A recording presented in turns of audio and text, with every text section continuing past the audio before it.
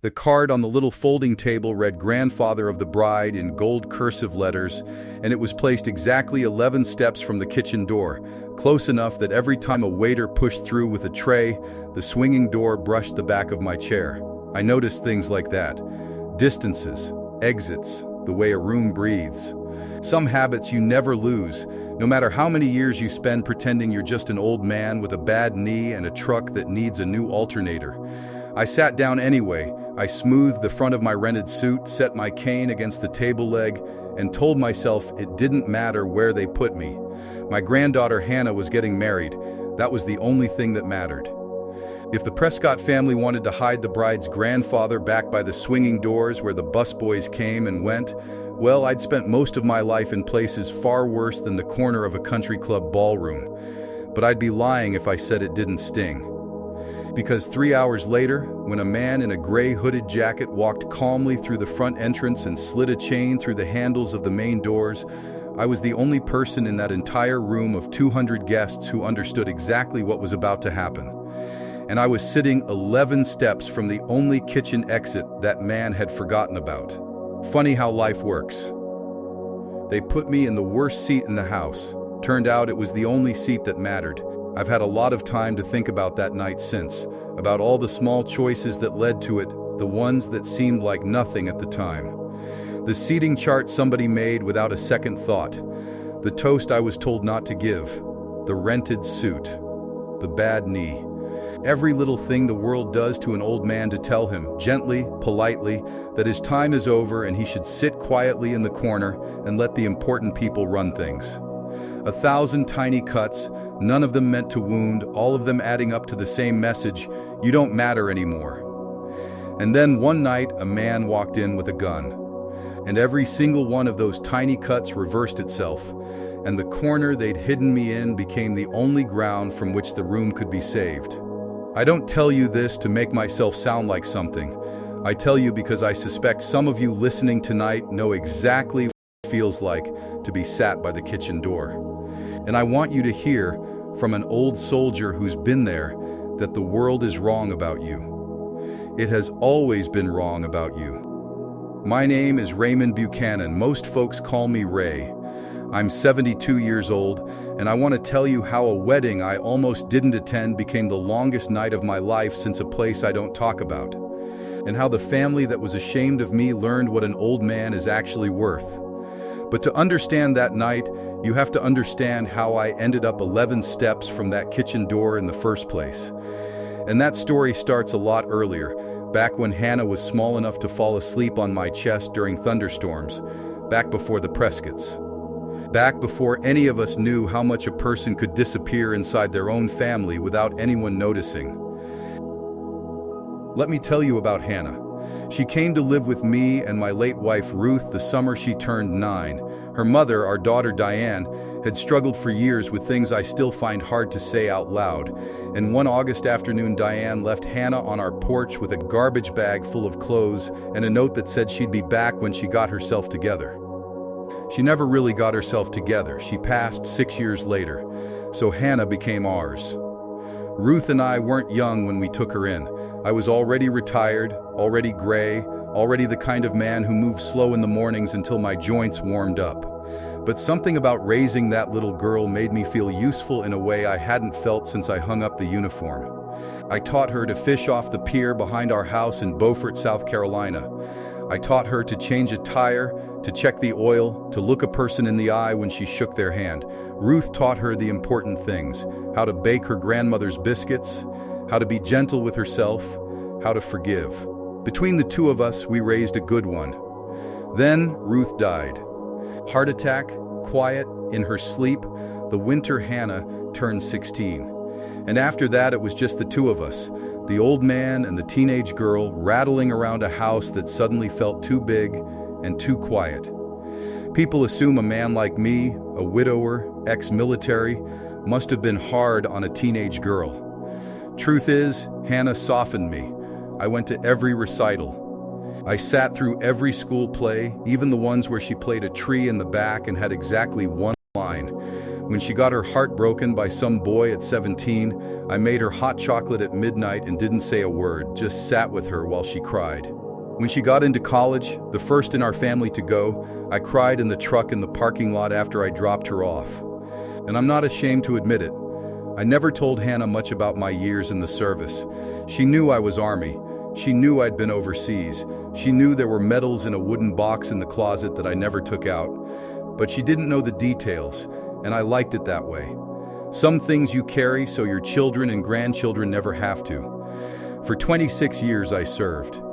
I started as a combat medic, then went further into work I still can't fully describe. The kind where you learn to read a room in half a second, where you learn that the calmest person in any crisis is usually the most dangerous one, where you learn that violence is a last resort but hesitation gets people killed. I saw men die in my arms. I kept some of them alive with nothing but my 2 hands and a prayer. I came home with a body full of old injuries and a mind full of things I taught myself to lock away. When I retired, I promised myself I was done with all of it. No more noise, no more blood, just fishing and Ruth and eventually Hannah and the small quiet life of a small quiet town. I really believed that life was over. I really did. Let me tell you about one night, because it matters to the rest of this story even though I've never told it to a living soul. It was a village in a country I won't name, a long time ago. We'd gone in to bring some people out, and it went wrong the way these things go wrong. Fast and loud and without warning. I had a young soldier in front of me, 19 years old, a kid from Ohio named Danny who used to show everyone pictures of his baby daughter. And Danny took a round meant for me, because I'd stood up half a second too slow, and I spent the next 40 minutes with my hands inside that boy trying to keep his life from running out through my fingers, in the dark, under fire. Whispering to him about his little girl, telling him she needed her daddy, telling him to hold on. He didn't hold on. He died looking at me. And I carried him out on my back because I had decided, somewhere in those 40 minutes, that I would not leave him. That whatever else this life took from me, it would not take my refusal to leave my people behind.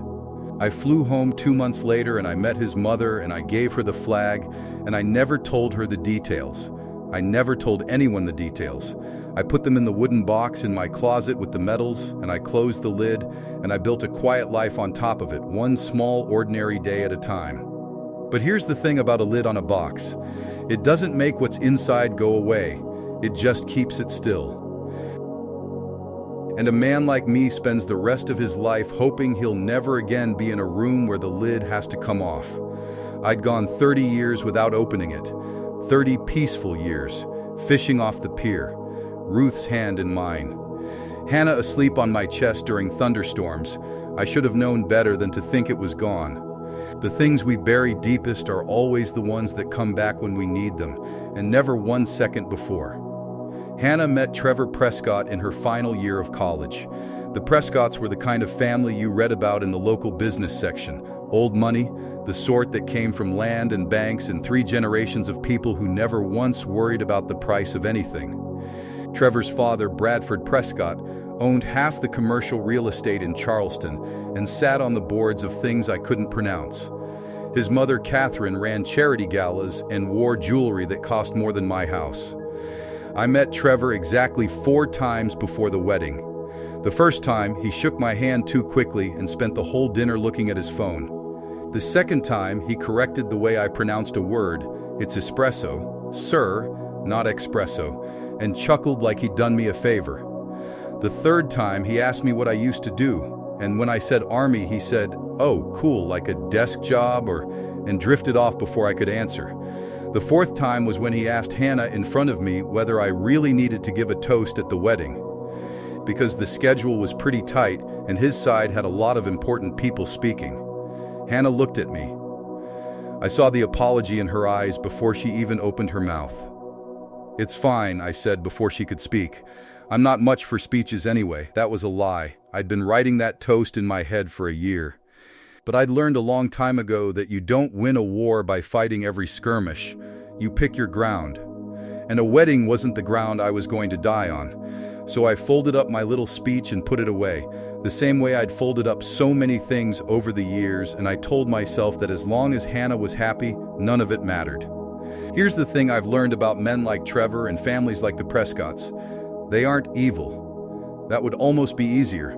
They're just so certain of their own importance that they can't imagine anyone outside their circle has any worth at all. To them, I was a prop. The grandfather. Old, rural, a little embarrassing, to be tolerated at the ceremony and forgotten by the reception. I understood that. I even understood Hannah's part in it. She was 24, in love, marrying into a world that dazzled her, and she was trying so hard to fit into it that she didn't always notice when it stepped on the people who'd raised her. That's not cruelty. That's youth. I'd been young once too. I forgave it before she ever asked. But Ruth, God rest her, would have had some words. My Ruth never let anybody make her small, and she never let anybody make me small either. I missed her most in moments like those, standing in a room full of people who looked right through me, wishing I had her hand to hold. The rehearsal dinner was the night before, at a steakhouse the Prescotts had rented out entirely, and it was there that I understood, fully, what my place in this new family was going to be. I'd worn my good jacket, the navy one Ruth had bought me for our 40th anniversary. It was out of style, I knew that, but it was clean and pressed, and it had meant something to the woman I loved. And I wore it proudly. Catherine Prescott looked at it for exactly 1 second too long when I walked in, and then she smiled the smile of a woman who has just decided something about you, and she said, "Oh, how vintage, how wonderful that you still get such use out of it." I thanked her, because Ruth raised me to be gracious, and I took my seat, which was again at the far end, next to a college friend of Trevor's who spent the meal explaining cryptocurrency to me in the loud, slow voice people use for the elderly and the foreign. At one point, Bradford Prescott stood to give a little speech, and he talked about the two families joining together, and he named every branch of the Prescott tree, the judges and the bankers and the senator they were distantly related to. And then he gestured vaguely toward my end of the table and said, "And of course Hannah's people, her grandfather.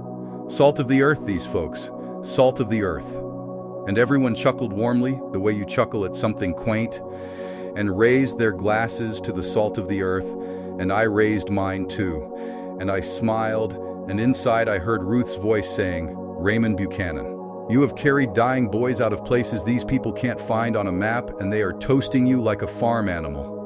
Hannah found me afterward, in the parking lot, and she took my arm. "I'm sorry, Grandpa," she said quietly. "They don't mean anything by it. That's just how they are." "I know, sweetheart," I said, and I did know. That was the sad part. They didn't mean anything by it, because to mean something by it, they'd have had to see me first. You can't insult a man you never noticed. You can only overlook him. After the wedding, it'll be better, Hannah said. Once we're all family. I patted her hand. "You just be happy," I told her. "That's all I want. You be happy and let the old man sit wherever they want to sit him. I've sat in worse places." I meant it as a comfort. I had no idea, standing in that parking lot, how literally true it was about to become. The wedding was held at the Camellia Grove Country Club, an hour outside Charleston, the kind of place with valet parking and a fountain out front and a name for every shade of white in the flower arrangements. I drove myself.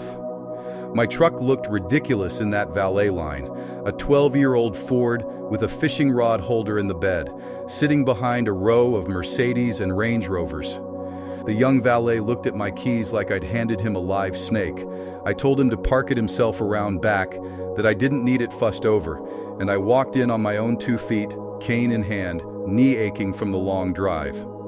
The ceremony itself was beautiful. I'll give them that. Hannah came down that aisle in her grandmother's veil, the one Ruth had worn, the one Hannah had asked me for through tears 3 months earlier, and for a moment none of the rest of it mattered. She found my eyes as she passed my row, and she mouthed, "I love you, Grandpa," and I nodded and pressed my lips together hard because a man my age has no business crying in public, and I did it anyway, just a little, quietly the way old men do. Then came the reception, and that's when they put me by the kitchen door. I want to be fair. There was a seating chart, and I'm sure to whoever made it, tucking the bride's grandfather at a half-empty table near the service entrance seemed logical. My table was me, a distant Prescott cousin who spent the whole night texting, an elderly aunt who was hard of hearing, and two empty chairs. The head table, the one with Hannah and Trevor, sat across a sea of 200 guests close to the stage, bathed in warm gold light. I could barely see her from where I sat. A waiter set a plate in front of me and apologized when the swinging door bumped my chair for the third time. Nice kid. Young, maybe 19, with a name tag that said Marcus and the nervous energy of someone working his first big event. I told him not to worry about it. I told him he was doing fine. He gave me a grateful look, the look of a young man who wasn't used to the guests seeing him as a person. I'd remember that kid later, when it counted. I sat there and I ate my dinner and I watched my granddaughter's wedding from a distance, and I told myself it was enough just to be in the room. And it would have been. It genuinely would have been. If the man in the gray hood hadn't walked in at 8:47 that evening. I want you to understand something before I tell you the rest. I wasn't looking for trouble. I want to be clear about that. An old man at a wedding, sitting by the kitchen, half-hidden, aching knee, second glass of iced tea. I was not scanning that room for threats. Those days were supposed to be behind me. But some things are written into you deeper than choice. I saw him before anyone else did. Not because I was watching for him, but because after 26 years, my eyes still go automatically to the wrong note in a room, the same way a musician winces at a sour chord without meaning to. He came in through the main entrance during the dancing, when the lights were low and the music was loud and everyone's attention was on the floor, where Hannah and Trevor were swaying to some song. He was maybe 35. Gray hooded jacket, too heavy for a warm Carolina evening. He walked with his hands in his pockets and his chin down, and he did not look at the dance floor, not once. Everyone at a wedding looks at the dance floor. Everyone. It's the brightest, loudest thing in the room. Your eyes go there without asking. His didn't. His eyes went to the corners, to the exits, to the little podium where the club's security guard, an overweight man in his 60s, was leaning half asleep against a pillar, and I felt the old cold settle into my chest. That specific cold, the one that isn't fear, the one that's worse than fear, because it's clarity. I set down my iced tea.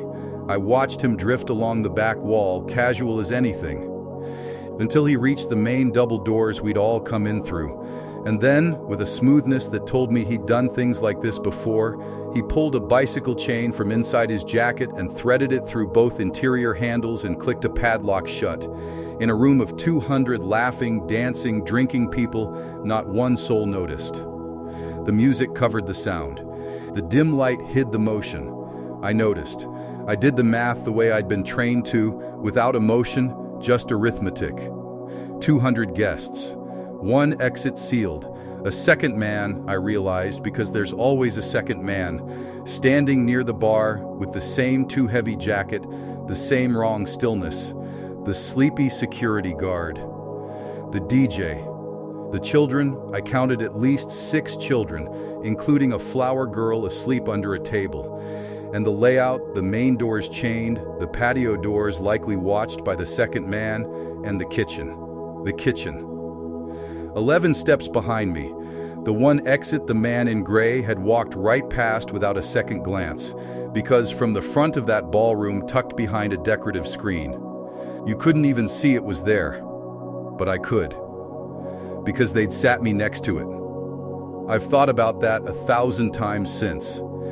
If they'd given me a seat of honor up front with the family, if they'd treated the old soldier the way some families treat their elders, I'd have been on the far side of the room when it started, useless, trapped in the crowd like everyone else. Instead, in trying to hide me, they'd placed me at the one point in that entire building that gave me a chance to do something. Sometimes the insult and the answer are the same door. I didn't stand up right away. Standing up is what gets people killed. Panic moves faster than sense, and a room that panics all at once becomes a crush, a stampede, more dangerous than any weapon. I'd seen it. I knew. So instead, I did the first thing my training told me to do. I found the young waiter, Marcus, who was standing near the kitchen door with a tray of champagne, and I caught his eye and very quietly, very calmly, In a voice I hadn't used in decades, I said, "Son, I need you to listen to me carefully, and I need you to not react. Can you do that?" He froze. To his credit, he didn't drop the tray. "There are two men in this room who are about to hurt a lot of people," I said. "I need you to walk into that kitchen, right now, slow and normal, like I asked you for more tea. And I need you to call 911 and tell them there's an armed robbery in progress at Camellia Grove with hostages. Then I need you to prop the back kitchen exit open and keep it that way. Do not run, do not shout. Walk, can you do that for me?" And that good, scared kid looked at my face, and whatever he saw there, he believed it. He nodded once and walked into the kitchen like I'd asked him for more tea. That's when the man in the gray hood pulled the gun out of his jacket, fired a single round into the ceiling, and the whole beautiful night came apart.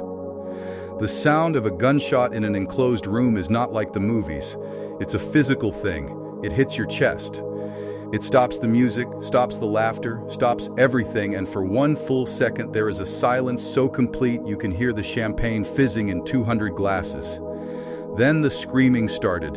Everybody down, on the floor. Now. The man in gray had a voice made for it, loud and flat and full of the kind of practiced cruelty that tells you he's rehearsed this. The second man peeled off the bar and pulled his own weapon, moving toward the patio doors exactly like I'd guessed. Two shooters. Both armed, both calm. This wasn't kids. This was a crew that had done this before, that had probably scouted the wedding for weeks, that knew a room full of Charleston old money would be dripping with cash, watches, jewelry, and phones. And that a sleepy rural country club had exactly one geriatric security guard between them and all of it. People dropped to the floor, some dove under tables. Somewhere a child was wailing. I saw Catherine Prescott, the groom's mother, frozen upright in the middle of the dance floor, too shocked to move until Bradford yanked her down by the arm. And I saw Hannah. She was near the head table, in her grandmother's veil, and she wasn't looking at the gunmen. She was looking across that whole terrified room, through all of it, straight at me. Our eyes met the way they had when she came down the aisle, except now her face was white with fear, and I knew, the way you know things about a child you raised, that she wasn't afraid for herself. She was afraid for me. Her 72-year-old grandfather sitting by the kitchen door. I did the only thing I could to answer her. I lifted one hand, just slightly, below the sight line of the shooters, and I made a small, flat gesture, the one I'd taught her when she was a girl and we'd get separated in a crowd. "Stay put. Stay low. I've got this." I don't know if she understood. But she stayed down. Then I stopped being Hannah's grandfather for a while, and I became someone I thought I'd buried a long time ago. Here is what almost nobody understands about a hostage situation, and it's the thing that saved lives that night. The most dangerous moment is the beginning. The first 90 seconds, that's when the robbers are flooded with their own adrenaline, when their fingers are tightest on the triggers, when a single wrong move, a scream, a lunge, a hero standing up can turn a robbery into a massacre. In those first 90 seconds, you do not resist. You do not challenge. You make yourself into furniture, and you think. The gray-hooded man, the leader, started barking orders. Phones and wallets in the bag, jewelry too. You hold out on me, somebody gets hurt. The second man, younger, twitchier, I didn't like how twitchy he was, started working the tables with a garbage bag, waving his pistol in people's faces. The twitchy one was the problem. The leader was a professional. Professionals want money, not bodies, because bodies bring the kind of heat that gets you the needle. But the young one, the way his gun hand shook, the way his eyes kept darting, he was scared, and scared men with guns kill people by accident. He was the one who was going to get somebody's grandchild shot. So I had two jobs: keep everyone alive through the first 90 seconds, and find a way to take the twitchy one out of the equation before his nerves did it for him. I stayed in my chair, an old man, hands visible, cane leaning against the table, harmless as could be. I was the last person in that room either of them would ever think about. Meanwhile, behind me, through the crack of the kitchen door, I could see young Marcus. He'd done it. He'd made the call. I could see him mouthing into a phone pressed low against his chest, and he'd wedged the back exit open with a milk crate. A thin line of night air and freedom 11 steps behind me, that the gunmen didn't know existed. Then something happened that nearly changed everything. There was a little boy under the table next to mine, 4, maybe 5 years old, in a tiny suit, one of the Prescott grandnephews. And in the way that small children do exactly the wrong thing at exactly the wrong moment, he began to crawl out from under his table, toward the bright shattered thing on the floor that had caught his eye, a champagne flute, broken, sparkling. He was crawling straight into the open, straight into the twitchy young man's field of fire, and his mother, pinned under the table by her own terror, reached for him and missed, and made a small strangled sound. The twitchy one's head snapped toward the movement.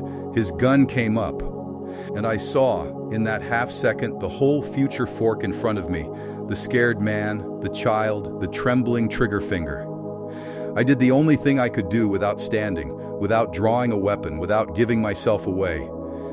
I knocked my iced tea glass off the table. It shattered on the floor to my left, loud, sharp, and the twitchy man's gun swung toward me instead, toward the harmless old fool who dropped his drink, and I raised both hands and quavered, "Sorry, my hands, I'm sorry." And in the 2 seconds his attention was on me, the boy's mother snatched her son back under the table and clamped her hand over his mouth. Nobody in that room knew what had just happened. Nobody knew that an old man had drawn a gunman's aim onto himself on purpose to buy a child 2 seconds. That's most of what that work ever was, if you want the truth. Not the 4 minutes people remember. The small, invisible decisions in between, the ones nobody ever sees, the ones that are the whole difference between everybody going home and somebody's mother burying a little boy in a tiny suit. I filed the child's position away, under the table, mother's hand over his mouth, out of the line of fire now, and I went back to my arithmetic. The leader worked his way down the room toward the head table, toward Hannah and Trevor and the Prescotts and all that jewelry. The twitchy one worked the tables on my side, coming closer to the back, closer to me, closer to the kitchen. And I made my plan the way I'd made 100 plans in my life. Not a perfect plan. There are no perfect plans. Just the least bad one, executed with total commitment. I was going to let the twitchy one come to me. He reached my table. Wallet, old man. Phone, watch, now. His gun was maybe 2 feet from my face. His hand was shaking. Up close I could see he was younger than I'd thought, mid-20s maybe, sweat on his lip, pupils blown wide. Something in his system that wasn't just fear. "Easy, son," I said, and I made my voice slow and thin and old. The voice of a harmless grandfather, a little confused, a little frightened. "My hands don't work so good. Let me get my wallet. It's in my jacket. I'm reaching real slow. See? The trick, and I'd stake my life on it, and I suppose I did, is that a scared, aggressive man expects resistance or he expects panic. He is braced for one or the other. What he is not braced for is compliance so slow and so feeble that it makes him lean in, that it makes him relax the half-inch that gets you killed." He leaned in. Impatient, come on, his gun hand drifted, just slightly, off my center, toward my jacket where he expected the wallet. 26 years, a body full of old injuries, a bad knee and slow mornings, and a cane leaning against the table. None of that lives in your hands, not the part that matters. I moved. I trapped his gun hand with my left, rolled the muzzle away from every living soul in that room and toward the empty kitchen door, and drove the heel of my right palm up under his jaw with everything 72 years had left in it. I am not a strong man anymore. But you don't need to be strong. You need to be fast, and you need to know exactly where to hit, and you need to have made peace a long time ago with doing terrible things to protect the people behind you. He went down hard. The gun came free into my hand. I had him on the floor, on his stomach, his arm bent up behind his back at the angle that ends all arguments. My knee, my good knee, pressed between his shoulder blades, before the leader across the room had even finished turning around. I want to be honest with you about that half second, because it's the whole thing really. When you do what I did, there is a moment, less than a heartbeat, where everything can still go wrong. The gun could have gone off in the struggle. He could have been stronger than I judged. My old body could have failed me at the exact instant I asked it not to. I had gambled 200 lives, including my granddaughter's, on the reflexes of a 72-year-old man with a bad knee, and there had been no guarantee, none, that those reflexes would still be there. But here is what people who've never done it don't understand. Courage isn't the absence of that fear. Courage is making the decision before the moment comes, so that when the moment arrives, there's no deciding left to do. I had made my decision the second I saw that man chain the doors. Everything after was just execution. The body does what the mind settled on long before. That's what all those years were really for, not to make me fearless, but to make me decided so completely and so early that fear never got a vote. And my body, God bless it, my old broken body that aches every morning, did not fail me. It remembered. It always remembers. I did not point the gun at the leader. That's what an amateur does, and it gets hostages killed. I put the young man's body between me and the leader's line of fire. I kept the muzzle down, and I called across that room in a voice I hadn't used in 30 years. A voice that carried over the screaming and cut it dead. It's over. Your man is down. Police ARE 2 minutes out. The only question left is whether you walk out of here or get carried. Choose fast. The leader stood frozen in the middle of that ballroom, gun in his hand, 200 hostages between us, and I watched him do the same math I'd done at the beginning of the night. His partner was down and disarmed. Sirens, faint but real, were rising outside, Marcus's phone call turning into flashing lights. His exits were the front doors he'd chained shut himself, now a trap, and the patio. Into the arms of arriving deputies. He had no leverage. A professional knows when the job is dead.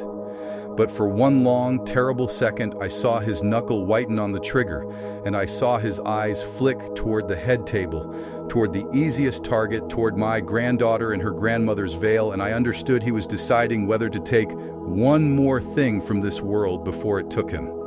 "Don't," I said. "Quiet now, just for him. Son, I have buried better men than you, and I have buried better men than me. You do not want the last decision of your life to be a bad one. Put it down. Live, it's the harder thing. Do it anyway." For a moment it hung there. The whole room, 200 people flat on the floor, holding one breath. And then someone panicked. A man near the bar, a guest, lost his nerve and bolted for the chained front doors, and the leader's gun swung toward the movement, his whole body flinching toward violence, and I felt the entire night tip toward the edge. Eyes on ME, I roared, and there was something in the command that yanked his gaze back across that room to me like a fish on a line. Something that told his frightened animal brain that the old man was the center of gravity here, that whatever happened next happened between him and me and no one else. Nobody's running, nobody's moving. It's just you and me now, son. Everybody else in this room already stopped mattering. Look at me, only me. And he did. He looked at me. The running man froze and dropped back to the floor. The moment passed. I'd pulled the whole terrible weight of it back onto myself, which is exactly where it belonged, where I'd wanted it from the start, because I was the only one in that room built to carry it. I don't know what he saw in the face of the old man kneeling on his partner. Maybe he saw that I wasn't afraid. Maybe he saw that I'd meant every word. Maybe, somewhere under the gray hood, there was still a person who wanted to live. He put the gun down, he laid it on the parquet floor, and he raised his hands, and he sank to his knees, and the double doors he had chained shut burst inward as the county sheriff's deputies breached them with a ram, flooding the room with light and noise and the shouted orders of men in tactical gear. And I stayed exactly where I was, hands visible, weapon on the floor, the young robber pinned beneath my knee, and I said, loudly and clearly, the way you say it so nobody with an itchy finger makes a fatal mistake, "Old man, AND, one suspect on the ground. I am a civilian. I am not armed. The weapon is on the floor to my right. Hostages ARE unharmed." The whole thing, from the first shot to the last, had taken less than 4 minutes. It felt like a lifetime. In a way, it was a lifetime, 26 years of one, all of it packed into 4 minutes I thought I'd never have to live again. The rest of that night is a blur of red and blue lights and paramedics and deputies taking statements. They cuffed both men. The twitchy young one had a broken jaw and, it turned out, 3 outstanding warrants. The leader had done this before, twice, in 2 other states, at 2 other events full of wealthy people who never imagined they could be touched. Nobody in that ballroom was seriously hurt. A few bruises from the scramble. One woman with a twisted ankle. Catherine Prescott would tell the story for the rest of her life. But everyone, every single one of those 200 people, every child, every grandmother, every one, went home alive. A young deputy, no more than 30, crouched down next to me while the paramedics checked my hands, which were shaking now that it was over, the way they always do after, the adrenaline draining out and leaving the tremor behind.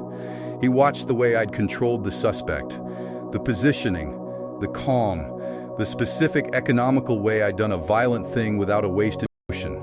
Some men recognize certain things in other men even decades later. "Sir," he said quietly, "that wasn't your first time. Were you service?" I looked straight ahead, the way I always do. "Retired Army," I said. That was all. I didn't mention the medals in the wooden box. Didn't mention the years I don't talk about. Didn't mention the men I buried or the ones I carried out. At my age, you learn that silence is easier, especially when you've spent most of your life trying to forget the very skills that had just saved your granddaughter's life. The deputy nodded slowly. He didn't push. Somewhere, I suspected, he'd worn a uniform too.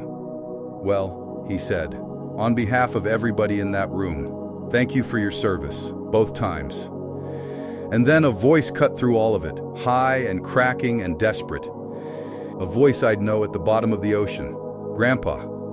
Hannah came across that wrecked ballroom in her grandmother's veil, tripping over her own dress, shoving past deputies, and she hit me so hard she nearly knocked us both over, and she wrapped her arms around my neck and she sobbed into my shoulder the way she used to during thunderstorms when she was 9 years old. "You could have died," she kept saying. "You could have died, you could have died. Why would you do that? You could have died." I held the back of her head the way I had 1,000 times. "Shh," I said. "I've got you. I've always got you. That's the whole job, sweetheart. That's the only job I ever really had." She pulled back and looked at me, mascara ruined, veil crooked. And she said something I'll carry to my grave. "I put you by the kitchen," she whispered.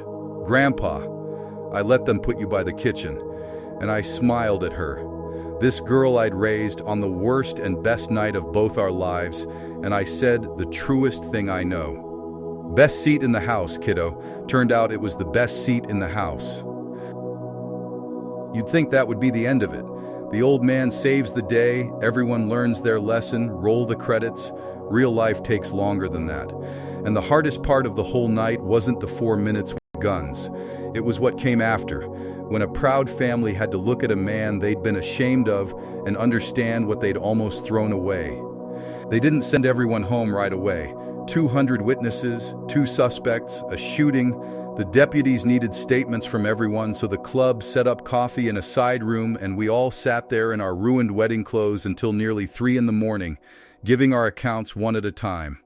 I was sitting alone in a folding chair, a paper cup of bad coffee going cold in my shaking hands, when Bradford Prescott came and sat down beside me.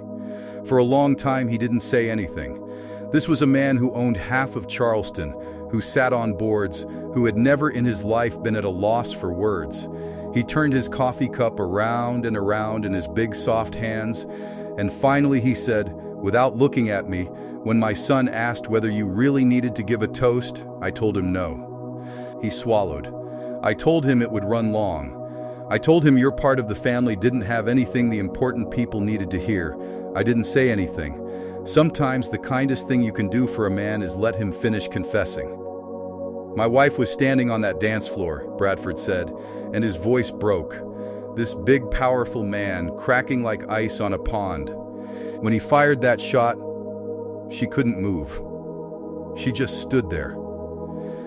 And the only reason she's alive, the only reason any of us, my son, your granddaughter, all of us, the only reason is a man I sat by the kitchen door. He put his face in his hands. Because I didn't think you were important, I let him sit with it. Then I put my old hand on his shoulder, the same hand that had put a man on the floor 3 hours earlier, and I said what I actually believed. Bradford, look at me. He did. I didn't do it because I'm important. I did it because those were my people in that room. Your wife. My granddaughter. That scared kid with the champagne tray. Once they were in that room with me, they were mine to protect. And it wouldn't have mattered to me if you'd sat me in the parking lot. I squeezed his shoulder. You want to make it right? Don't do it by deciding I'm important now. Do it by remembering that the busboy and the valet and the old man by the kitchen were always worth something. Every one of them. You just weren't looking. He nodded, and he wept, quietly, the way men our age do. And I think in that moment Bradford Prescott became a slightly better man than he'd been at dinner. I've seen it happen. Sometimes it takes a gun going off in a ballroom to make a man see the people he walks past every day. Can I ask you something? He said, wiping his face, trying to gather himself back into the important man he'd been that morning and not quite managing it. How did you know? Before any of us. How did you know something was wrong? I thought about how to answer that. There's no short version, really. The real answer is 26 years long. Because I've spent my life in rooms where the wrong thing was about to happen, I told him. And you never forget the shape of it. A man who won't look at the dance floor. A jacket that's too heavy for the weather. Stillness where there should be motion. It's not magic, Bradford. It's just attention. I was paying attention because nobody was talking to me. I gave him a small, tired smile. You want to know the truth? If you'd seated me up front, in the middle of your important people, making conversation, laughing, being family, I'd have been distracted like everybody else. I saw it coming because I was alone in the corner with nothing to do but watch. Bradford stared at me. I could see the weight of that landing on him. So the very thing you did to shrink me, I said, is the thing that let me see it. Life's funny that way. It hands you the answer wrapped inside the insult, and mostly people are too proud to unwrap it. I patted his shoulder and stood up, slow, on my bad knee. Go find your wife, Bradford. Hold her. That's what tonight was really about. The rest of it, the money, the seating, who's important and who isn't, none of that survives a night like this one. Only the holding does. There's a part of that night almost nobody talks about, and I want to make sure I tell it, because he deserves it. Marcus, the waiter. 19 years old, first big event, and when a stranger asked him to walk calmly into a kitchen and call the police and prop a door during an armed robbery, he did it. No training, no uniform, nothing but a scared kid's courage and a decision to trust an old man he'd never met. Everything I did that night only worked because Marcus made that call and held that door. If those deputies had been 2 minutes later, if that back exit hadn't been open for the evacuation of the far tables while I had the young robber pinned, this is a very different story, and not one I'd be able to tell you. I found him in the parking lot afterward, sitting on the curb shaking worse than I was, a deputy's jacket over his shoulders. I sat down next to him on that curb, my bad knee screaming, and I didn't get up for a long time. You, I said, are the bravest man I met tonight. He looked at me like I was crazy. You took down a guy with a gun. I made a phone call. Son, I said, any fool can throw a punch. It takes a real man to stay calm and do the quiet thing that saves everybody, when every part of your body is screaming at you to run. You did the hardest job in that room. Don't you ever let anybody tell you different. I made some calls in the weeks after. Turned out Marcus was working that job to help pay for community college, studying to be a paramedic of all things. A young man who wanted to spend his life saving people, who'd just proven he already could. Between me and, to his great credit, a suddenly very generous Bradford Prescott, that boy's tuition stopped being a problem. Last I heard, he's in his clinical rotations. He's going to be a hell of a medic. I told him so. I'd know. The story got out, of course. These things always do. A wedding, 2 armed robbers, 200 hostages, and a 72-year-old grandfather who disarmed one gunman and talked the other into surrender. It was the kind of story the local news couldn't resist. And then the bigger stations picked it up, and for about a week my quiet life stopped being quiet. They called me a hero. I hated that word. I've known real heroes, and most of them are in the ground, and the ones who aren't don't sleep well. A reporter parked outside my house in Beaufort for 2 days. She wanted the story, the details, the war record, the whole thing.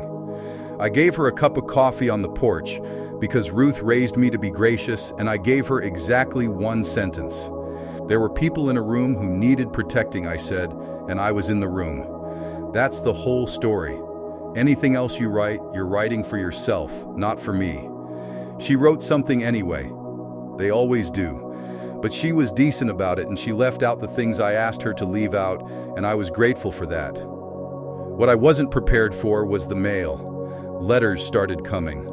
Dozens, then hundreds, from all over the country, from old soldiers who understood, from daughters who'd married into families that made them feel small, from grandfathers sitting by their own kitchen doors, at their own family's tables, writing to tell me they'd read about an old man who mattered when it counted, and that it had made them feel, for the first time in years. Like maybe they still might too. One letter I kept. It was from a woman in Nebraska, 81 years old, and she wrote in a shaky hand, "Dear Mr. Buchanan, I have been invisible to my family for 11 years. I read your story and I cried for an hour, not because you were brave, because somebody finally saw the old people in the corners. Thank you for reminding my grandchildren that we were all somebody once. We still are," I wrote her back. We're pen pals now, if you can believe it. 2 old people who the world forgot, writing letters across 1,000 miles. Her name is Doris. She was a nurse in Korea. She's got more stories than I do, and better ones. I call her on Sundays. That's the part of the story the news never tells you. Not the 4 minutes with the guns, the letters, the Dorises.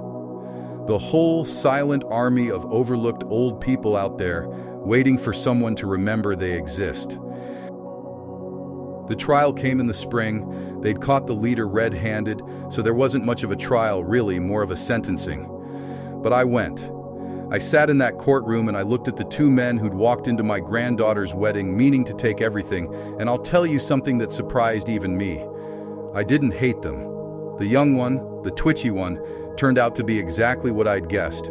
26 years old, an addict, in so deep he'd have done almost anything for the money to feed it. His mother sat in the gallery and wept the whole time. When his jaw, still wired shut from where I'd hit him, kept him from speaking clearly at his own sentencing, she wept harder. I felt sorry for her. No mother raises a boy hoping he'll point a gun at strangers at a wedding. Somewhere a long time ago, the world had sat that boy by its own kitchen door, and this was where it ended. The judge asked if anyone wished to make a victim statement. Bradford Prescott had prepared one, full of righteous anger, but before he could stand, I raised my hand, and the judge, who I think had heard about the old man, nodded to me. I stood up slow. My knee reminded me, as it always does, that I am not young. I spent most of my life around violence, I told that courtroom. War, mostly. And the one thing all those years taught me is that violence is almost never about strength. It's about fear. Frightened men do terrible things. These 2 frightened a great many people, and they must answer for it, and I'm not here to ask this court for mercy. I looked at the young one, the addict, and his weeping mother, but I'm not here to ask for cruelty either. Accountability is not the same as destruction. Punish them. Make it real. And then, if there's a road back for either of them, especially the young one, let it exist. Because I have buried enough young men to know that the ones we throw away entirely almost always come back worse. I'd rather this court build a man than break one, if there's any building left to do. I sat down. The room was very quiet. The judge gave them both real prison time, hard time, and mandatory treatment for the young one, and the leader, who had done this in 3 states. Would not see daylight for a very long while. That was justice. I was at peace with it. Afterward, in the hallway, the young addict's mother found me. She couldn't speak at first. Then she took both my hands in hers and she said, "You broke my son's jaw." "Yes, ma'am," I said. "I did. I'm sorry it came to that." "No," she said, crying, "no, you could have killed him. Men have told me, the deputies told me, that with what you know, you could have killed him and no one would have blamed you. And you didn't. You stopped him you gave him a chance to. He's alive. He's going to get help. He's alive. Because the man he pointed a gun at chose not to kill him." She pressed my hands. "God bless you. God bless you for not being what my son was." I didn't know what to say to that, so I just held that mother's hands for a while. In a courthouse hallway, two old people who understood something about loss that the young people rushing past us couldn't have imagined. Control, you see, not force. Anyone can pull a trigger. It takes a whole life of discipline to know exactly how much violence is enough and not 1 ounce more. That was the lesson those 26 years drilled into me, in blood, over and over. The goal is never to destroy. The goal is to protect. And a man who forgets the difference becomes the very thing he's fighting. They rescheduled the reception. 6 weeks later, smaller, quieter, at Hannah and Trevor's own house, just the people who actually mattered. No valet, no fountain, paper plates and a potluck, and Ruth's biscuit recipe that Hannah made herself and cried the whole time she was baking. And this time, when it came time for toasts, Hannah stood up first, before anyone, and she held up her glass. And she looked at me sitting in the seat of honor right beside her, and she said, "My whole life, my grandfather has told me that real strength isn't about being the loudest person in the room, it's about being the calmest. It's about protecting the people who can't protect themselves, and never once asking for credit." Her voice shook. I spent this last year trying so hard to fit into a world that told me he was small. And it took the worst night of my life to understand that I was raised by the strongest man I will ever know, and I almost let people make me forget it. She raised her glass higher. "To my grandfather, who was never, ever in the wrong seat." And then, and I didn't expect this, Trevor stood up. My grandson-in-law who used to look at his phone through dinner. He was different now, quieter, and he looked me in the eye the way a man does when he's decided to become a better one, and he said, "Sir, I'd like to hear that toast, the one you wrote a year ago. If you'd still do us the honor." I still had it, of course I still had it. Folded up small, in my wallet, right where I'd put it the day Trevor asked if I really needed to speak. I took it out. My hands weren't shaking this time, and I gave the toast I'd been writing in my head since the day my granddaughter told me she'd found the one. It was about Ruth, mostly, about the veil, about what it means to love someone so much you'd stand between them and the whole world. I won't write it all here, some things belong to a family, but I'll tell you how it ended, because I think it's the thing worth telling. I spent 26 years, I said, learning that the most dangerous man in any room is the one who's made his peace with protecting others at any cost. What I learned since raising this girl is that the most powerful man in any room is the one who has someone worth protecting. I have been a lot of things in my life. Some of them I'm proud of, some of them I carry so the rest of you never have to. But the only title I ever really wanted was the one on that little card by the kitchen door. I lifted my glass toward my granddaughter, grandfather of the bride, best seat in the house. Every single time. There wasn't a dry eye in that little house. Even Trevor's, especially Trevor's. The following Thanksgiving, the Prescotts came to Beaufort. I want you to understand how strange that was. These were people who summered on the coast and wintered in the mountains and had never once, in all the time our families had been joined, set foot in my modest house on its modest lot with its fishing pier out back. But Catherine Prescott called me herself in October, and in a voice I'd never heard from her, small, uncertain, human, she asked if her family might spend Thanksgiving with mine. At my house, if I'd have them. I said I'd have them. Ruth would have wanted me to. Ruth never turned anyone away from her table, not once, not ever, and I'd be damned if I'd start dishonoring her memory now. They came. Bradford in a flannel shirt that still had the store creases in it, trying so hard to be casual it was almost painful to watch. Catherine in the kitchen, actually in the kitchen, asking Hannah to teach her Ruth's biscuit recipe, getting flour on her expensive slacks and, to my genuine astonishment, laughing about it. Trevor out on the pier with me at dawn, learning to bait a hook, his soft hands fumbling with the worm, asking me, quietly, if I'd tell him, just him, one true thing about my years in the service. So I told him about Danny, the boy from Ohio, the baby daughter, the 40 minutes. I'd never told anyone. I told my grandson-in-law on a cold pier at dawn, and he cried, and he thanked me, and he was never quite the same careless boy again. And when we sat down to eat, there was a moment, a small silent moment, when everyone looked at the chairs, and I watched Bradford Prescott, a man who had always his entire life sat at the head of every table he'd ever approached, pull out the chair at the head of mine and hold it, and look at me and say, "Ray, this is your table, your seat. We're just grateful to be at it."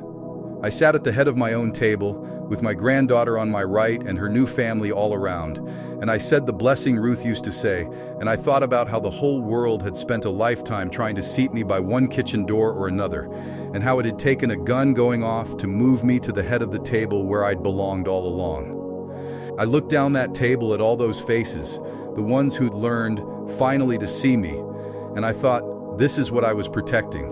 Not just their lives, that night. This, the chance for people to become better than they were. That's the only thing worth standing between anyone and a bullet for, the possibility that they might still grow. There's a photograph on my mantle now, next to the one of Ruth. It's from that Thanksgiving. Hannah took it. It's the whole crowd of us around my table, Prescott's and Buchanan's all mixed together so you can't tell anymore which is which, and I'm at the head, and I'm laughing at something I don't even remember what, and Ruth's photo is just visible on the mantle behind us, watching over all of it. I look at that photo most mornings. And some mornings, if the light is right, I could swear Ruth is smiling wider than usual. I'm home now, in Beaufort, back to my quiet life. My knee still aches in the mornings. My truck still needs an alternator. I still fish off the pier where I taught Hannah to fish, and most days you'd never guess the old man mending his line was anything but exactly what he looks like. Hannah's expecting now. A little girl, they tell me, due in the spring. She's already told me the name they picked, and when she said it, I had to turn away and look out at the water for a minute, because they're going to name her Ruth, after her great-grandmother, the one whose veil Hannah wore, the one who never let anybody make me small. Hannah comes down most weekends now, big as a house and glowing with it, and she sits with me on the pier and we don't say much. And it's the finest thing in my life. Last Sunday, she put my old hand on her belly so I could feel the baby kick, and she said, "Grandpa, I'm going to tell her everything about you. Every single thing." She's going to grow up knowing exactly what her great-grandfather is worth. I told her the only thing that matters is that the baby knows she's loved. But between you and me, I hope Hannah tells her about the kitchen door. I hope she tells little Ruth that the world will spend her whole life trying to decide who counts and who doesn't, who gets the good seat and who gets tucked in the corner. And I hope she tells her that her great-grandfather learned, the hard way, that the corner is sometimes exactly where the strongest people are keeping watch. And I think that's the point of the whole thing, if there is one. The world is full of people it is decided don't matter. The old, the quiet, the ones who do the unglamorous work in the corners of the room, the busboys and the valets and the grandfathers by the kitchen door. We walk past them every day, and we tell ourselves they're just furniture, just background, just people who used to do something, once, a long time ago. But every one of them carries a whole life inside. Every one of them was once young and strong and full of fire. Every one of them knows things, has done things, has loved and lost and survived things you can't see just by looking. And the day you decide a person doesn't matter is the day you stop seeing the human being right in front of you. They sat me by the kitchen door because they thought I was nobody. Turned out, nobody was exactly who they needed. I've thought a lot about why that night affected so many people, why the letters came, Why strangers cried over an old man at a wedding, and I think it's because almost everyone, if they live long enough, becomes the person by the kitchen door. It comes for all of us. The strong young man becomes the slow old one. The woman everyone once turned to becomes the woman everyone talks over. The world has a way of deciding, quietly, without ever saying it out loud, that you've had your turn, that it's someone else's time now, that you should be grateful for the corner seat and stop expecting more. But I'm here to tell you the world is a fool, and it's a fool in the most dangerous way, because it forgets. It forgets that the quiet old man mending his fishing line once carried a dying boy on his back through gunfire. It forgets that the little old lady in the corner was a nurse in a war, that she held men together with her bare hands, that she's forgotten more courage than the young people around her will ever have to find. It forgets, and it looks right through us, and it goes on believing we're just furniture. And then, every so often, life reminds it. A wet patch of leaves and a broken hip. A man in a gray hood with a chain and a gun. Some small catastrophe that strips away all the polite fictions and asks a simple question: who in this room actually knows how to keep everyone alive? And the answer, more often than the world would ever guess, is the person it forgot, the one by the kitchen door. So here's what I'll leave you with, from one old soldier to whoever's listening tonight. Don't wait for a gun to go off in a ballroom to see the people around you. Look at the quiet ones. Thank the ones in the corners. Sit your elders at the head of the table while you still can, and ask them about their lives, because there is a whole world inside them, and it is closing a little more every day. And one day it will be gone, and you will have spent it staring at the head table. And if you're one of the ones the world has decided doesn't matter, an old man, an old woman, someone who used to be something, someone sitting by the kitchen door of your own family, I want you to hear this from me. You still matter. You are always worth the good seat, and it is never too late for the people who love you to finally see it. If this story meant something to you tonight, if you've ever loved someone the world overlooked or been overlooked yourself, share it with someone who needs to hear it. And remember, the strongest person in the room is almost never the loudest. Sometimes he's just the old man they sat by the kitchen door. The end.